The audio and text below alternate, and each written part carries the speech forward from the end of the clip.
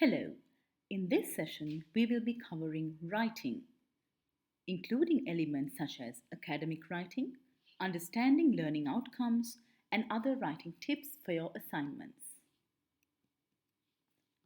The learning outcomes for this session.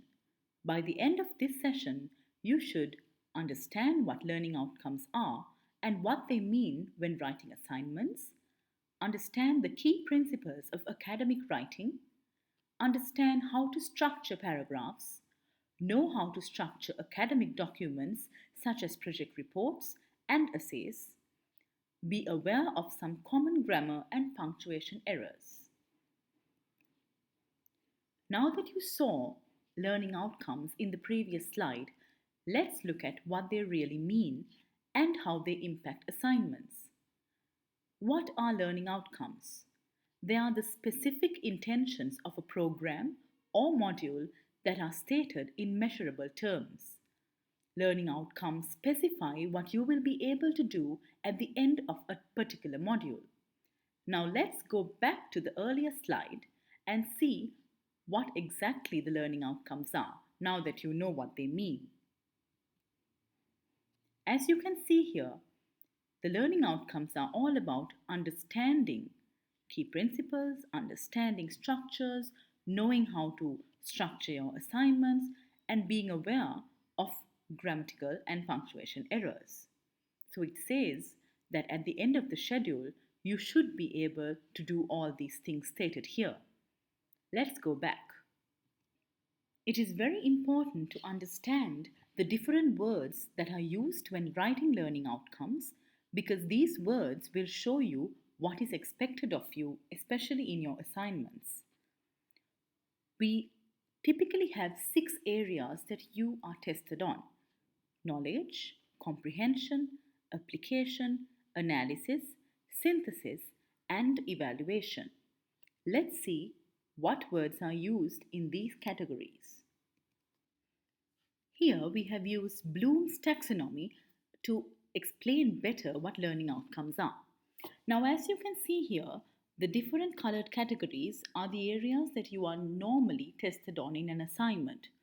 For example, if we take the first category, the purple area, if you are tested on knowledge, it means that the assignment will require you to recall important information from what you have learnt in class. So when you see the words define, list, name, recall, recognize, and so forth, you must know that it requires you to recall the information from what you learned. Moving on to the blue area, this is an assignment where you will be tested on your level of comprehension. This means not only will you need to recall it, but you will have to explain important information from what you learnt in class. So when you see words such as contrast, describe, discuss, explain, express, formulate, or identify, you must know that the assignment requires you to recall the information and also explain it. Moving on to application, the green area. Application is where assignments require you to solve close-ended problems. So when you see the words apply, assess, compute, construct, demonstrate, it means that the assignment requires you to look at a problem, use what you have learned, and provide solutions. Analysis is more or less the same thing, but here the assignment requires you to solve open-ended problems which do not and will not have one particular solution. So if you see the words analyze, appraise, break down, calculate, categorize, classify, compare, contrast, then you know that the assignment requires you to recall what you have learned, explain it, apply it to the situation, and basically give multiple solutions and analysis to a particular open-ended problem. The orange colored area is synthesis. Assignments that require you to synthesize means that you must create unique answers to a particular problem using what you have learned. For example, let's say you have learned 5 things about marketing. Synthesis means you must use all 5 things to come up with a unique answer, a unique solution to a given problem. So, in other words, you cannot repeat or copy paste things that you have learned in class, but you must use what you learned and come up with a unique answer. The most common type of assignments that are usually found in your MBA is the red area or evaluation. Evaluation means making critical judgments based on a sound knowledge base. That means if you learn something, we require you to critically appraise it, critically review it, and critically come to a judgment based on whether or not you believe in that knowledge, whether others believe in the knowledge, whether that knowledge is proven by other studies. Basically, you have to show a very holistic point of view to some any knowledge base that we have given. Words such as appraise, assess, avoid, compare, conclude, criticize, estimate, evaluate, judge, all these words will mean that you must provide critical arguments towards that particular area that we have provided. We will talk more on this in the slides to come, especially because your MBA requires you to more or less critically evaluate everything that we teach you. Let's move on to basic principles of academic writing. In the slides to come, we will talk about objectivity, formality, how to use abbreviations and contractions, impersonality, and how to be cautious, how to be concise, how to be precise, and how to engage in critical writing. How to be objective. What is objectivity?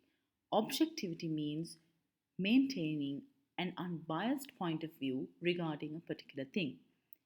When you are writing an academic document, the emphasis should not be on what you think or believe about something, but it must focus on the facts and the truth.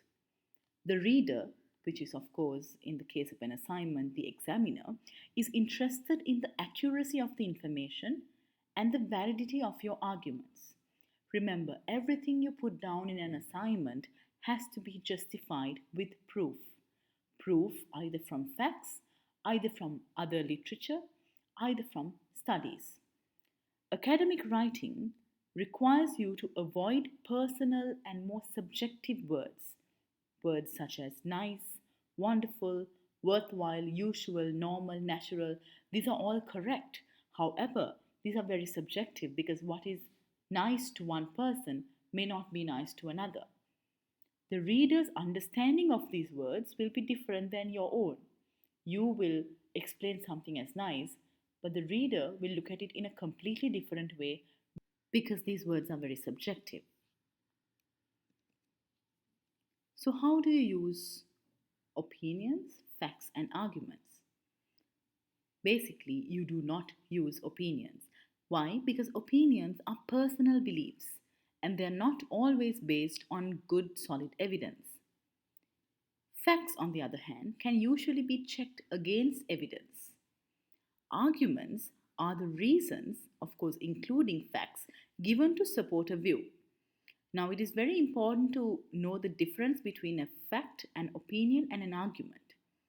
Opinion is what you think, fact is the truth, the raw evidence, and argument is your reasoning based on the fact. Unsubstantiated opinion is not to be used in academic documents. Formality. When writing academic documents, it is important to be extremely formal. Use formal English. Avoid slang and colloquialism, such as the following. The writer is out of order when he suggests. Now, the word out of order is correct. However, it is very informal and we do not write informal language in academic documents. Avoid things like the new plans were just stuff. These findings needed to be taken with a pinch of salt. The argument was a bit over the top. Although these are very correct and of course very widely used, we do not use them in academic writing. Abbreviations and contractions. Normally, academic writing requires you to not use abbreviations, rather, use the full word or the full phrase. For example, in business writing or in emails, we write DEPT for department and IE for that is or didn't, there, isn't. But in academic documents, always write out the words in full.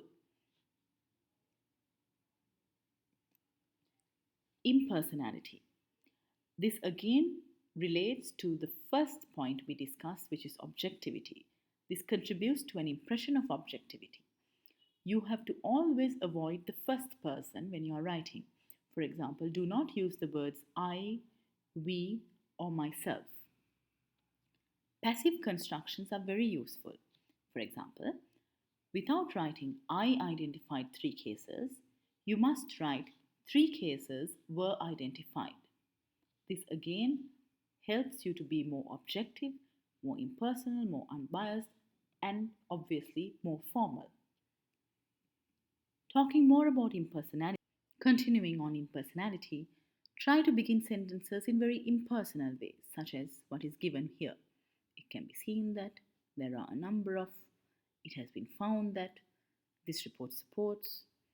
Also, avoid using the word you when referring to the reader, the people, or the general public.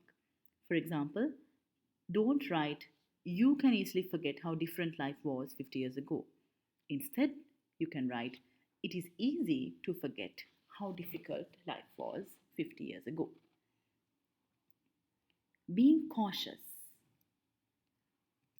Academic writing generally sounds very cautious.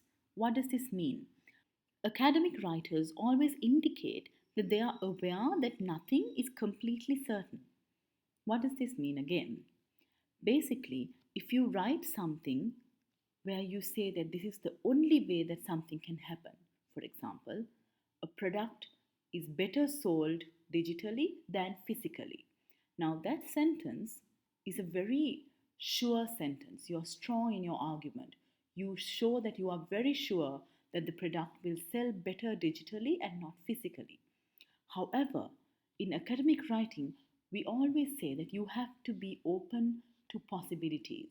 You have to know that there is room for any kind of exception. So you must always avoid writing something that indicates that something is 100% correct. Rather, you must show caution. You must show that there is room for error, there is room for exceptions, and that this is not 100% correct, because nothing can ever be 100% correct. Academics use words that express this lack of certainty. Words such as appears to, seems to, tends to, may, might, possibly, probably, apparently, generally, seemingly. For example, that same sentence we used, products sell better digitally than physically. When you write it in an academic document, it is recommended to write it like, generally, products seem to sell better digitally than physically. So, by putting the words generally and seems, you show that you are cautious. You can also use phrases such as in some cases or the evidence suggests that. Be concise. When you are writing an academic document or an assignment, cut out any irrelevant words. Edit out anything that is not necessary to make your point. Look at this example. Without saying a man called Robert Smith, just say Robert Smith. Without saying in a book called Best Businesses, just say in Best Businesses. Be precise. In academic writing, do not sound vague. For example, the sentence, some people did not like the idea at the time, but made the politician stop it, but then he attacked him publicly. Now, when you're talking to a friend, this statement will make a lot of sense. Of course, it will make sense only if you know what the both of you are talking about. Some people. Who? Who were these people? The idea. What was the idea? At the time. When? Date, what was the date, what was the month? The politicians. Does it mean all politicians or a group of politicians? Made the politicians. How did someone make someone do something? Stop it. Stop what? And stopped how? People did not like the idea. Why? Now, this entire statement is very communicative. It's very conversational like, but it's very vague. Let's do a little activity. Out of the following statements, which is the most precise? A. A woman ruled the country. B. Mrs. Thatcher served as Prime Minister in Britain between 1979 and 1991. C. Mrs. Thatcher ruled Britain for several years and introduced many policies which affected various aspects of people's lives. Yes, the answer is number 2, because number 1 is very vague, and number 2, although it seems to be certain, has a lot of vague components. Critical writing. How can you write critically? The easiest thing is question whatever you write. When you start writing an assignment, after writing each paragraph, keep checking for precision. Ask yourself questions such as, when was this done? What am I talking about? Why am I talking about this? Who is this dealing with? Check that you have given your readers enough detail for them to know exactly what you are talking about. Basically, you cannot have any confusion between what you are writing and what the reader is reading. When you are writing assignments, you must adopt critical writing and not journalistic writing. Why? Because journalists describe things, they describe a situation. They will use a lot of adjectives, adverbs, and make it beautiful. But critical writing or academic writing means that writers will summarize the learnings, synthesize, that means use 2 or 3 learnings to come up with a unique idea, compare and contrast, and of course have a critical view on what is written. They are not biased. Now let's talk about paragraphs. A paragraph is a unit of ideas. Generally speaking, there should be only one new idea in every paragraph. In academic writing, you have to make things very clear, so avoid writing chunky paragraphs with about 2 or 3 or 4 ideas. Instead, break up your paragraphs into points. Good paragraphs should have unity and coherence. Basically, from the beginning of the paragraph to the end, you have to be talking about one point without bringing in a lot of new information. Remember, paragraphs are the building blocks of writing. Paragraphs help the reader by breaking up the text into units. Paragraphs provide logical breaks in the subject matter, showing different points, and helps you to develop ideas. A well-written paragraph will have several key features. It will have a topic sentence. It will have one idea that is developed. The sentences will follow each other in a very logical sequence. Paragraph will develop the topic sentence and then give evidence and supporting facts and examples. Further descriptions can of course be included as footnotes without putting them in the paragraph. We will see more of this in an example in the next few slides. Length of a paragraph. Remember, there is no right length of a paragraph. In academic documents, paragraphs are generally very long. However, although it can be long, it can always be broken up into short paragraphs because it is clearer and each paragraph will only have one idea. Always remember, a paragraph that is too long is hard to read. For example, don't write one paragraph for the entire page. Using continuous prose. That means in an academic document, you cannot use bullet points. In a business report or even in a report, it is okay to use bullet points. But in an essay or a dissertation, we always recommend you to not use bullet points. Incorporate the points into your sentences. Write full sentences, then group them together point by point and make your paragraphs. Now let's look at a typical paragraph structure. Now remember, there are no golden rules, but this can be used as a guideline. Every paragraph will start with a topic sentence. The topic sentence will show you exactly what you are going to read in that paragraph. Then you will have the body. The body will be supporting sentences that support the topic sentence. And sometimes we can even have a concluding sentence, although this is not mandatory. Let's look at an example.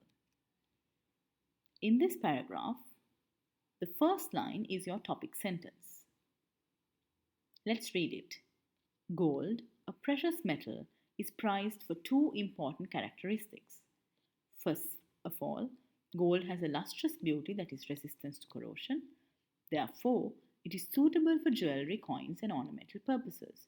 Gold never needs to be polished and it will remain beautiful forever. For example, a Macedonian coin remains as untarnished today as the day it was made 23 centuries ago. Another important characteristic of gold is its usefulness to the industry and applications. The most recent use of gold is in astronaut suits. Astronauts wear gold-plated heat shields for protection outside the spaceship. In conclusion, gold is treasured not only for its beauty but also its utility. Now, if you look at this paragraph, the first sentence sets the tone for what we can expect in the rest of the paragraph. Gold is prized for two characteristics. So if you see in this paragraph, the first part of it all talks about one characteristic, which is the beauty part, and the next part of the paragraph talks about the utility. Now see in the beauty part, first of all, gold has lustrous beauty and resistance to corrosion. Based on that fact, you write an argument. Therefore, because it is beautiful, therefore it is suitable for jewelry. And then you also give an example, the Macedonian coin. See how you have the fact, the argument, and the example. The same way, the second point also, another important characteristic is the usefulness. You say the fact, you say that it's been used in hundreds of industrial applications, and then you give an example. And finally, in the concluding sentence, you don't repeat the topic sentence, but you repeat it with different words. In the topic sentence, you said gold is prized for two important characteristics. In the concluding sentence, you say, in conclusion, gold is treasured not only for its beauty, but also its utility. Let's look at another example. This paragraph is different. Albert Einstein, one of the world's geniuses, failed his university entrance examinations on his first attempt. William Faulkner, one of America's noted writers, never finished college because he could not pass his English courses. So Winston Churchill, who is considered one of the masters of the English language, had to have special tutoring in English during elementary school. These few examples show that failure in school does not always predict failure in life. Now, if you can see here, the topic sentence is actually your concluding sentence. Because you're talking about three different people, Albert Einstein, William Faulkner, and Sir Winston Churchill. You talk about the examples and then you conclude it in a topic sentence. So you see, what we're trying to show you is that there is no golden rule and no particular way to write this. But the result should be a very clear paragraph that has one idea going through in a very logical sequence. Transition between paragraphs. Paragraphs need to be linked together with a connective device. We can see this in the next example. There are two key approaches to transitioning between paragraphs. One way is to take an idea from the end of the first paragraph and use it to start the next. Another way is to use a transitioning word or a phrase. For example, further to, in addition to, further describing. You can always link it. Therefore, we can use words like that. Now let's look at an example of the first approach, that is taking an idea from the end of one paragraph and using it to start the next. Read these two paragraphs. Unlike many countries in Europe, multiple voting shares do not exist in Thailand. Thai law prohibits the issuance of such shares. Therefore, when we identify who owns and who controls the sample firms, we focus on three control mechanisms, namely direct, pyramidal, middle, and cross shareholdings. Then you now say that there are three mechanisms. Then you say the first form of mechanism, direct ownership, means etc. etc. So technically, they have linked both paragraphs in a very logical way, and it's very easy for the reader to understand. If you're using the second way, these are some of the transition words or phrases that you can use. You have to show the reader what the direction of your line of reasoning is. Is it a position in the sequence? Is it cause and effect? Are you introducing examples? Are you introducing an alternative? If you're having a time and sequence approach, you can use things like firstly, secondly, next, finally. If you're introducing an additional idea, you can use in addition, furthermore, moreover. If you want to introduce an example, you can say for example or for instance. If you're comparing or contrasting, you can use words such as similar, similarly, on the other hand, in contrast, while.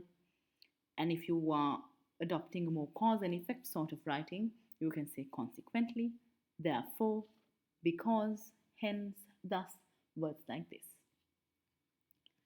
Let's look at the structure of an academic document. Who is the target of what you are writing? You have to understand that. Are you writing a business report to be read by the board of directors, or are you writing an academic document to be read by a researcher? Because without knowing your target audience, you will not know the objective of the report. What are you trying to say? Also, having a powerful title is good. You can also use acknowledgements in a more professional document. Have things like table of contents, list of tables and figures. And of course, if you are using any abbreviations, you have to use a list of abbreviations as well. Now look at these two topics: HR issues faced by other functions and how to address them. Why we love to hate HR and what HR can do about it. Now, although the second topic is very interesting, it is more of a journalistic nature. The first topic is very clear and it tells the reader exactly what can be found in the document. This is how you can see the difference between academic writing and journalistic writing. Let's look at some structures when it comes to academic papers and essays. Again, remember there are no golden rules, but this is a recommended guideline. When you write an essay, generally you will have an introduction, you will have the body, 1, 2, 3 or more paragraphs, a conclusion, and a summary. What's the difference between a conclusion and a summary? Is that a conclusion will look at the entire contents of what is written and write a concluding argument. The summary will only be a snapshot of the entire document. When you are writing an academic paper, you can start with an introduction, then write an abstract. An abstract is basically a summary, a very high-end summary rather, of the document. You can write any keywords that are used, body paragraphs, conclusion, summary, and of course, don't forget your references. Now let's look at some common grammar, spelling, and punctuation mistakes that we do and that we need to avoid. Remember, it is very difficult to spot your own mistakes. So if you write a document or an assignment, it is better to have it proofread by a non-subject expert who knows good English. Use the word grammar checker, but of course don't rely on it because sometimes it doesn't have a meaning behind the different words. It will only be a spell check but not a grammar check. Common mistakes. Can you identify what are the mistakes in these sentences? I like his new car. Its alloy wheels are great. The word its does not have an apostrophe in this context. Next one. All the students' assignments were good. The word students is plural and therefore the apostrophe should be after the S. Apples and pears. Yes, that's easy because The apostrophe should not be there. I met Tom and Susan. Their house is in Walsall. The use of the word there should be the other there, Their. The principal reason was. Yes, principal here is somebody's principles, but here we're talking about the first reason, the main reason. It should be PAL and not PEL. The inflation rate is affected by interest rates. The mistake is affected, it should be affected. The game was exciting. Ronaldo scored a brilliant goal. This is a tricky one. Here, the mistake is that instead of a comma after exciting, it should have been a semicolon because the game was exciting is one idea, Ronaldo scored a brilliant goal was another idea, and therefore, if it was a comma, it will mean that it's the same idea, a continuation. But since it's two different ideas, you have to separate it with a semicolon. That's a dot and a comma. Final tips. When writing your project report or your assignment, take note of the conventions of academic writing. Structure it properly using a very logical division of ideas. Make sure that paragraphs are unified and coherent. Have your paper carefully proofread and make sure you include a list of references.